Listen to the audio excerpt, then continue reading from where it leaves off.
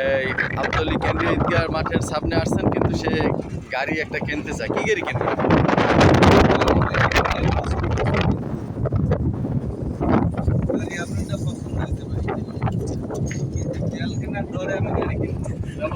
টাকা আছে কিন্তু গাড়ি ভালো, গাড়ি কেনার টাকা আছে, মাগার তেল কেনার টাকা তেল কেনার টাকা নাই, গাড়ি পালা আর একটা হাতি পালা আর আর কিনবেন না এই পালা। না, আমি কথা আমি মানলাম না, কারণ আপনি গাড়ি কিনে যদি ঘুরে যান তাহলে তেল খরচ আছে। ও তেল খরচ দেবে না, ঘরে একটা বেশ কাপড় চোপড় দেবেন না, কোনো কিছু হবে না। কিনে কিনে যান, তো এই যে থাকবে জমা করছে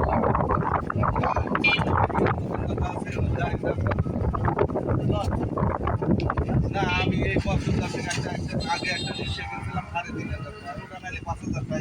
আচ্ছা আপনি আসেন পালা দেবেন আপনি কিছু না জানা আমি পাই।